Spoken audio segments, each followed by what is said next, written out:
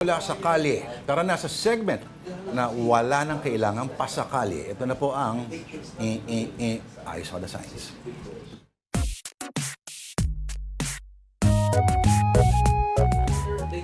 Okay, Denise Patricia Tan, anong edition ngayong araw na to? Mapusong usapan. Ano ba mga pusong Hindi usapan? ko alam. Hearty conversations, ba yun? Ay, Alam ba ito? Oh, Ako ba kunyari ito? Nakauwi na ako, love.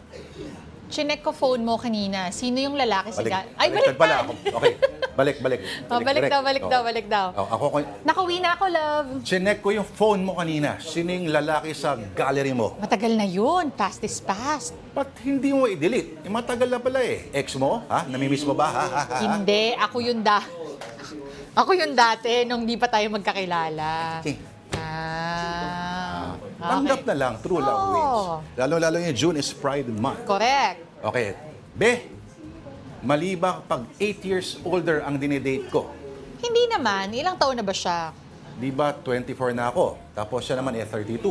Ayaw kasi sa akin ng pamilya niya eh. Wala naman sa edad yan kung mahal niyo ang isa't isa. Tsaka di naman ganun kalayo agwat ng age niyo. Sino ba ang may ayaw sa relationship niyong dalawa? Mama niya o papa niya?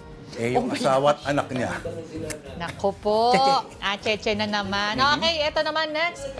Nag-chat. Ayan. Ay, miss, ano po ang tipo mo sa lalaki? Yung may takot sa Diyos. Ay, ako yan. Hindi ka nga nagsisimba eh. Kasi nga, takot ako sa Diyos. Okay. May mga ganyan pa kayo, huwag niyong sarilihin. Ipadala ninyo. Yes. Lahat yan. At afternoondelighton@gmail.com.